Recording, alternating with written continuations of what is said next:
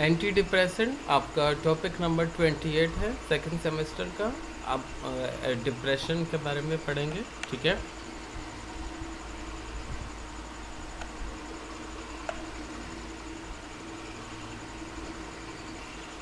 Depression mostly depression क्या mental डिसऑर्डर्सनेस है, ठीक है। जिसमें आपके साथ क्या होता है, डिप्रेस मूड, आपका मूड जो है वो प्रॉपरली जो है वो आप टेंस बेसिस पर होते हो, ठीक है। लॉस ऑफ इंटरेस्ट और प्लेजर, आपका इंटरेस्ट जो है चीज़ों में ख़त्म होने लगता है, ठीक है। प्लेजर खुशगवारी नहीं होती, एनी टाइम मूड ऑफ रहता है, ठीक है। फीलिंग ऑफ गिल्ट फील होता है, कोई भी काम करने से जो है वो आपको जो है बुरा लगने लगता है, ठीक है।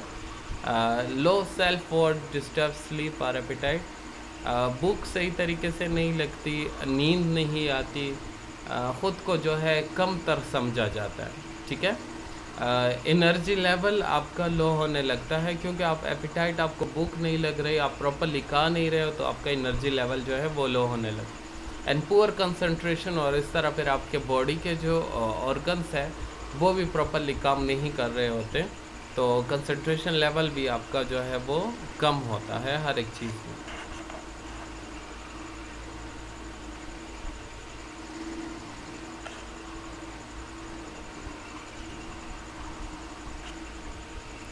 अब एंटी डिप्रेसेंट, ये जो सारे डिप्रेशन अभी हमने पढ़े कि आपका मूड वगैरह ख़राब होता है, एपेटाइट, आपको भूख नहीं लगती प्रॉपरली, एनर्जी लेवल आपका लो होता है, पोर कंसंट्रेशन होती है, तो इन सब ये जो डिप्रेशंस के आपके साथ सारे जो है वो सिम्टम्स टाइप आ रहे हैं, तो इनको रिमूव करने के लिए, इनको ख़त्म करने के लिए हम एंटी डिप्रेसेंट ड्रग्स यूज़ करते हैं, ठीक है।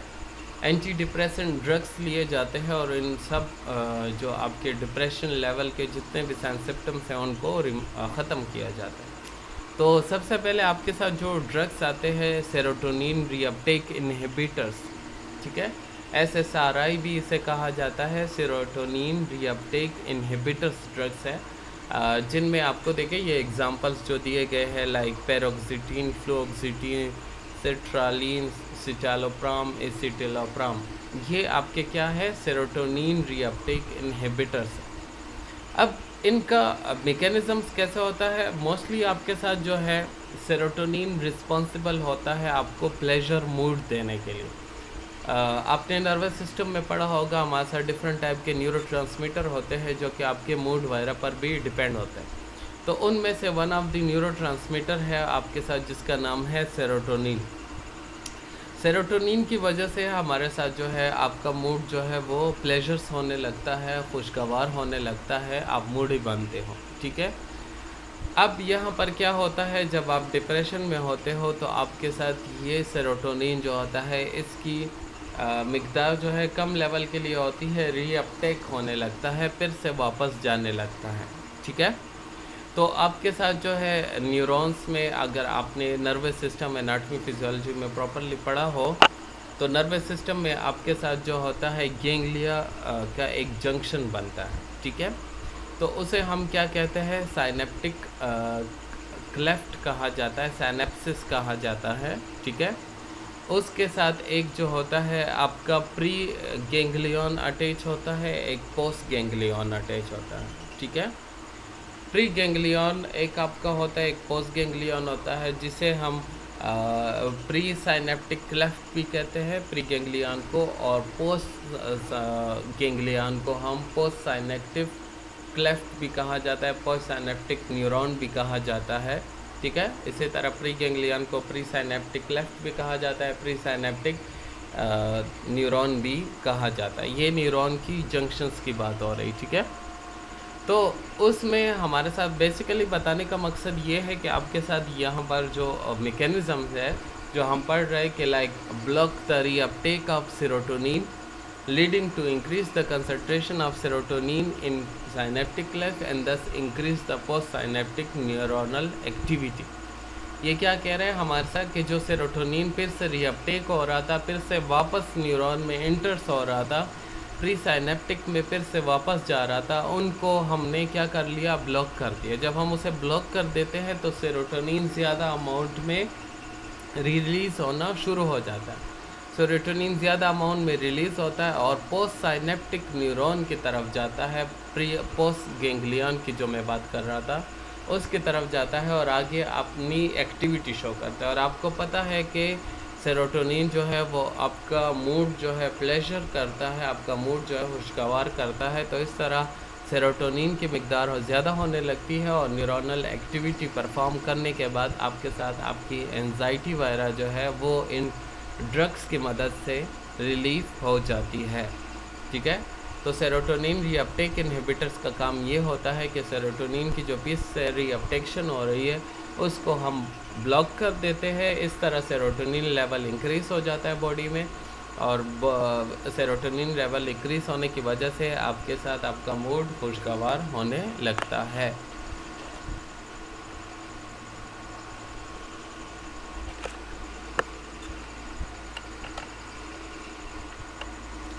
अब इसी तरह हमारे साथ जो है एटिपिकल एंटी डिप्रेसेंट भी है, जिनके नाम क्या है, ब्यूप्रोपियोन, डिलॉक्सिटिन, विनाइलफेक्सिन एंड मिर्टाजेपाइन।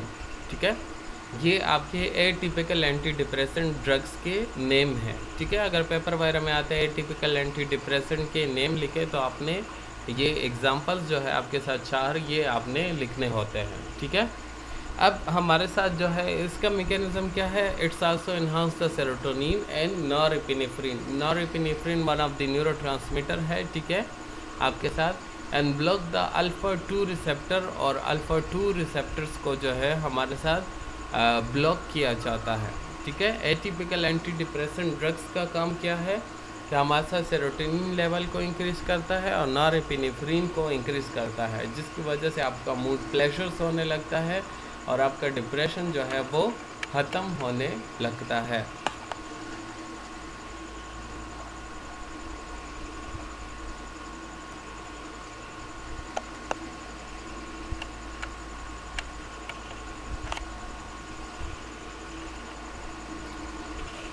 थर्ड वन आपके साथ एंटी डिप्रेसेंट में ड्रग आता है ट्राईसाइक्लिक एंटी डिप्रेसेंट, जिसके एग्जांपल से आपके साथ एमिट्राइपेटाइलिन, क्लोमेप्रामीन, डेसिप्रामीन, एंडोक्सिपीन, इमिप्रामीन एंड ट्रिमेप्रामीन। ठीक है, ये आपके साथ ट्राईसाइक्लिक एंटी डिप्रेसेंट कहलाए जाते हैं। ये क्या करते हैं, ये आपके साथ it block the serotonin and norepinephrine reuptake into neuron. जब से फिर रीअपटेक्शन जो हो रही है, जो न्यूरॉन जो सेरोटोनिन और नॉरएपिनेफ्रिन दोबारा जो है हमारे पास pre ganglion, pre synaptic cleft की तरफ, प्री साइनेप्टिक न्यूरॉन की तरफ जा रहे हैं, उसको हम ब्लॉक करते हैं ताकि वो आगे पोस्ट साइनेप्टिक न्यूरॉन की तरफ आए और आगे अपनी एक्टिविटी शो करे। क्योंकि सेरोटोनिन नॉरएपिनेफ्रिन आगे आएगा तो वो अपनी एक्टिविटी शो करेगा, आपके मूड को प्लेजर्स करेगा और काम आपका जो है वो प्रॉपरली होने लगेगा, डिप्रेशन मूड आपका ख़त्म हो जाएगा। इसके साथ साथ जो है इसका तो main function serotonin and norepinephrine को रीअपटेक करना है, लेकिन साथ में अल्फ़ा हिस्टामिनिक रिसेप्टर और मस्करिनिक रिसेप्टर्स जो पाए जाते हैं आपके, उन पर भी ये एक्शन शो करता है। ठीक है, उनको मतलब ब्लॉक करता है।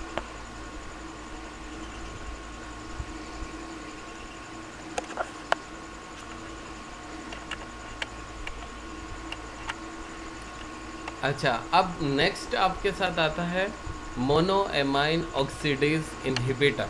ठीक है, मोनोएमाइन ऑक्सीडेज इनहिबिटर, जैसे नाम से जाहिर है ऑक्सीडेज एज आता है लास्ट में, तो इट्स मीन्स ये कोई एंजाइम है। ठीक है, इस पर क्या कौन से ड्रग सेक्शन शो करते हैं, मोनोएमाइन ऑक्सीडेज एंजाइम पर जिसे हम इनहिबिट करते हैं। मोनोएमाइन ऑक्सीडेज इनहिबिटर ड्रग्स के नेम क्या है, फिनेसिन, ट्रेनालाइल, साइप्रोमाइन एंड आइसोकार्बोक्साइड। ठीक है, ये ड्रग्स जो है हमारे साथ मोनोएमाइन ऑक्सीडेज इनहिबिटर्स कहलाए जाते हैं। इनका काम क्या होता है, मोनोएमाइन ऑक्सीडेज एंजाइम को इनहिबिट करना। अब ये मोनोएमाइन ऑक्सीडेज एंजाइम फंक्शन क्या करता है, ये हेल्प करता है सेरोटोनिन की रीअपटेक होने में। मतलब सेरोटोनिन को वापस pre synaptic cleft pre synaptic neuron pre ganglion में ले जाने में मदद देता है। हम क्या करते हैं, इसको हम ब्लॉक कर देते हैं इस एंजाइम को। जब हम इस एंजाइम को ब्लॉक करते हैं तो हमारे साथ सेरोटोनिन की रीअपटेक्शन नहीं होती। जब सेरोटोनिन की रीअपटेक प्रोसेस को हम प्रिवेंट करेंगे तो इस तरह हमारे साथ सेरोटोनिन आगे बढ़ेगा। आगे बढ़ने की वजह से आपका मूड जो है वो प्लेजर होने लगेगा। ठीक है।